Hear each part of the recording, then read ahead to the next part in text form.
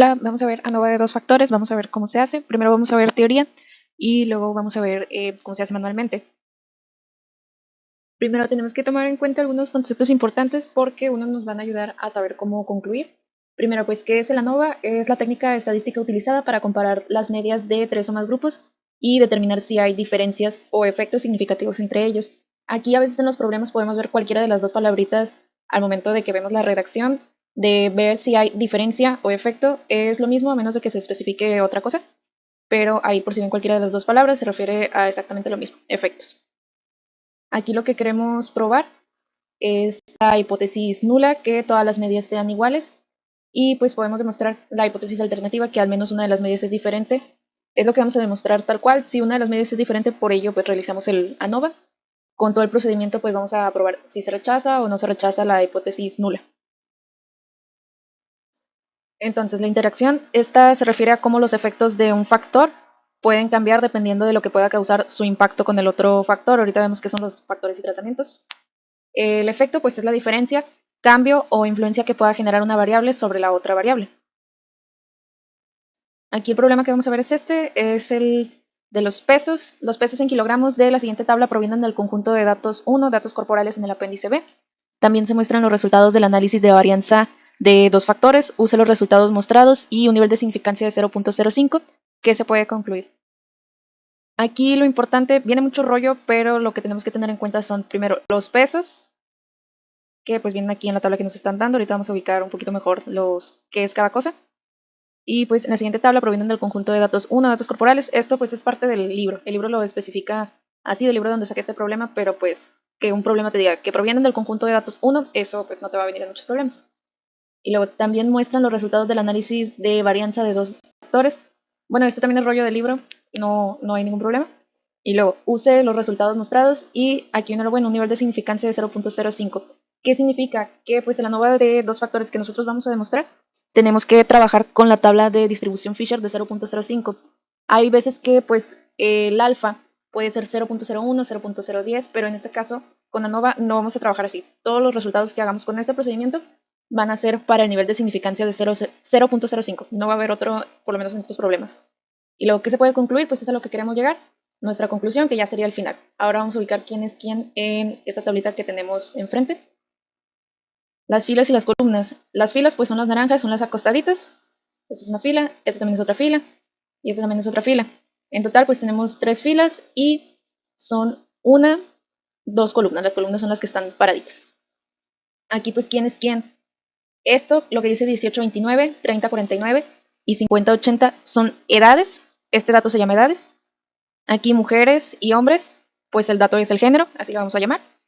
Y también es importante saber ubicar el dato que está dentro. También vamos a trabajar con él, que es este. En este caso, los datos de adentro se llaman peso. Aquí, pues antes de continuar, vamos a ver algunos conceptos, fórmulas, procedimientos para utilizar y formar nuestra tabla de ANOVA. Tenemos que saber que vamos a hacer sumas de cuadrados, va a ser pues técnicamente toda nuestra base de nuestro problema, que es una medida. Ahorita vamos a ver cómo se sacan.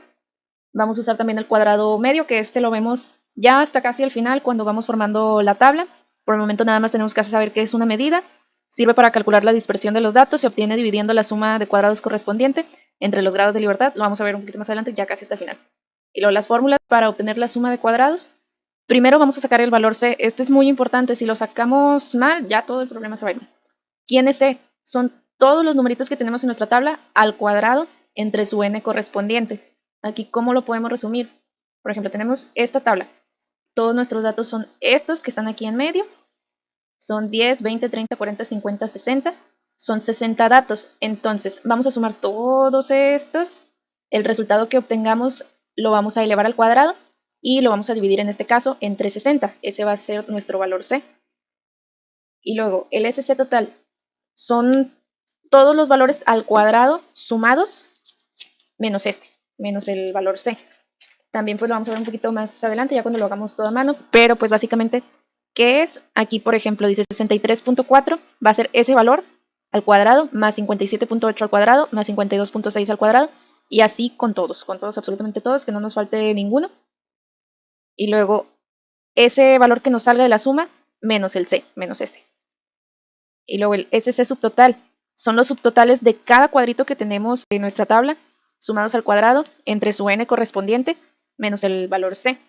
Aquí con este vamos a volver también para saber ubicar. Va a ser el valor de este cuadrito y el valor de este cuadrito, también de este cuadrito, de este cuadrito, de este cuadrito y de este cuadrito. Va a ser, vamos a hacerle 63.4, 57.8, 52.6, más 46.9 y así sucesivamente hasta que tengamos la suma total de este cuadrito, que si no me equivoco, si sumamos todo esto, es 644.6 y luego vamos a sumar todos estos también. También vamos a sumar todos estos también, estos y estos. Aquí abajito nos va a dar 990.9, aquí 705.3, aquí nos va a dar 849.3, aquí en la suma de todos estos es 870 y en la suma de todos estos es 868.1.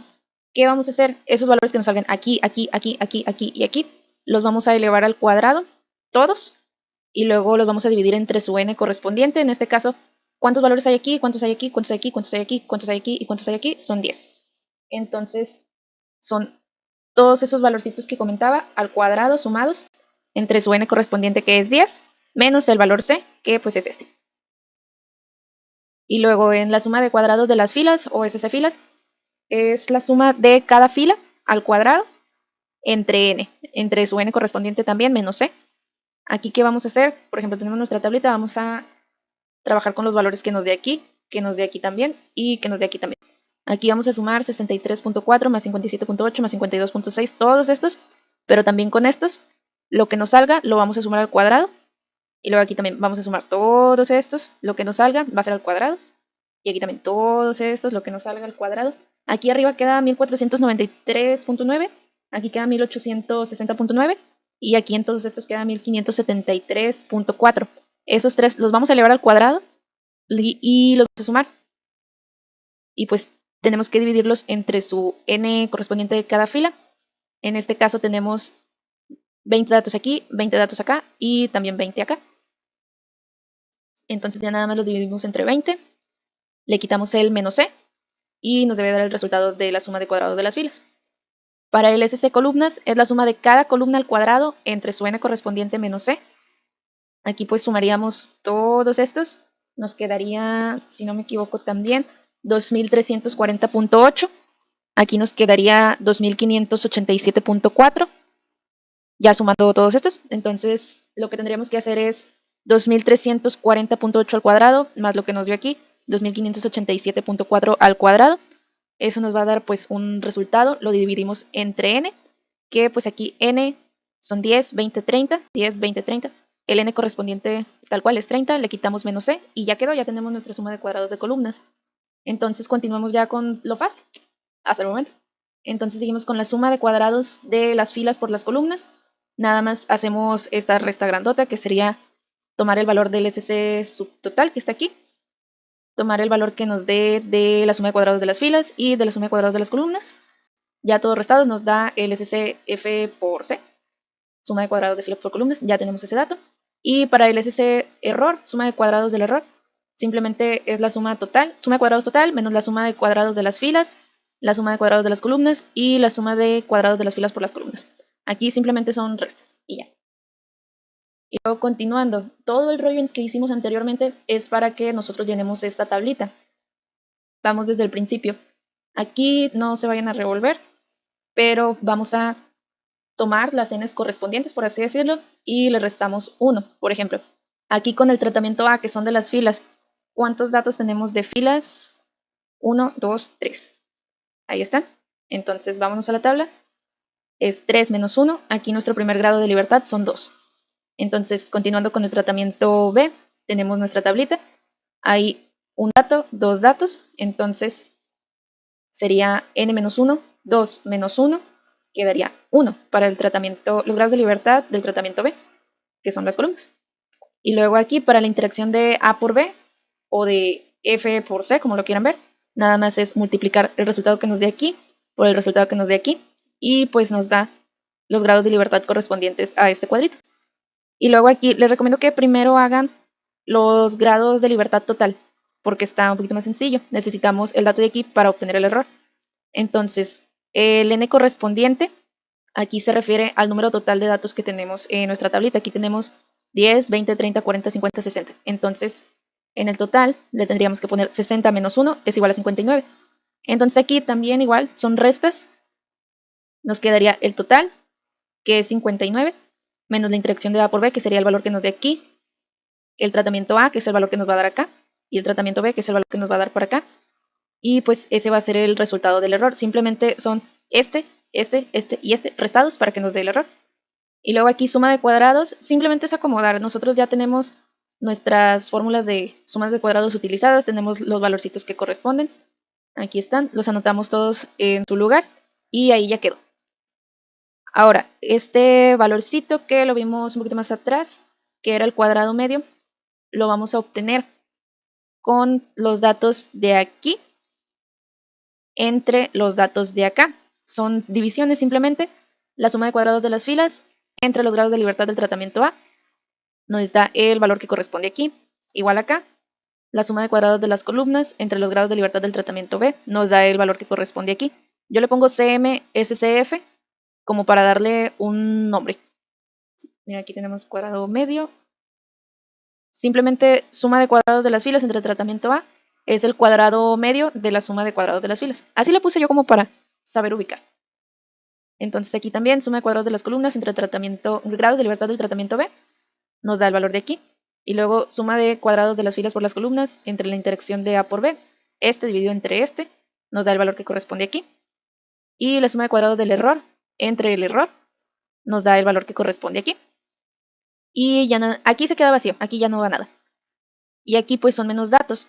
Para obtener los estadísticos, primeramente tenemos que darnos cuenta que vamos a utilizar estos datos y los vamos a dividir entre este que tenemos aquí. Por eso aquí ya nada más son 3 y acá abajo ya no va nada.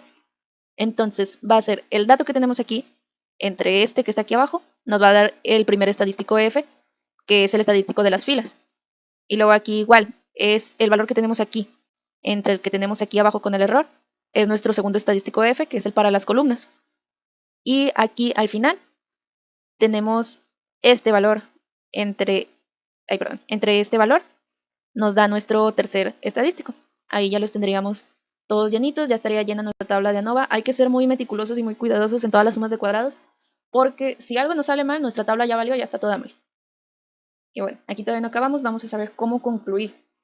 Bueno, cómo encontrar los valores críticos primero, mejor dicho.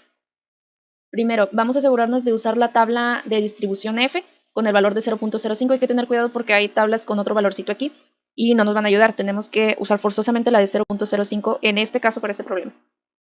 Entonces, ya con nuestra tabla vamos a encontrar quién es N1 y quién es N2. Aquí, estos son N1, los vamos a ubicar primero, y estos que están aquí abajito son N2. Y el valor que encontremos aquí va a ser nuestro valor crítico.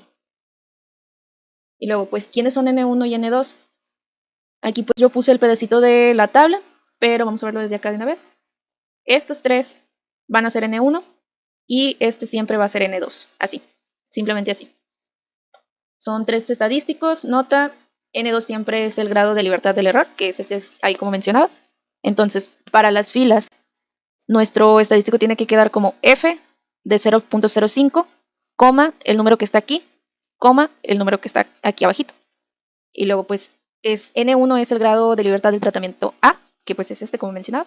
Para las columnas, F de 0.05, N1, que es este, N2, que pues este se queda ahí siempre. Y para la interacción, que pues es entre ambos, es F de 0.05, este numerito, para N2, este numerito que viene en rojo. Entonces pues ya teniendo nuestros datos ya anotados con números en nuestro problema, ahora sí, vamos a saber cuál es el valorcito que vamos a tomar acá. Entonces, para ubicar los estadísticos y los valores críticos en la gráfica, primeramente vamos a ubicar el valor crítico. Este siempre va a estar aquí, en esta rayita. Va a ser nuestro punto de partida para saber dónde ubicaremos el estadístico. El estadístico, pues lo vamos a ubicar según corresponda en la gráfica. Si es mayor que el valor crítico o menor, pues ya sabremos dónde ponerlo, si aquí o acá. Si cae acá de este lado, es en la región de no rechazo, no se va a rechazar. Y si cae aquí, pues cae en la región de rechazo, se rechaza, así simplemente. Si nuestro estadístico cae en la región de rechazo, vamos a poner se rechaza H sub 0. Esto también les recomiendo que lo pongan, así tal cual. Por lo tanto, existe suficiente evidencia estadística para concluir que el dato de la fila con el que estamos trabajando tenga un efecto en, vamos a especificar en quién. Vamos a ir un poquito más para atrás en las tablas.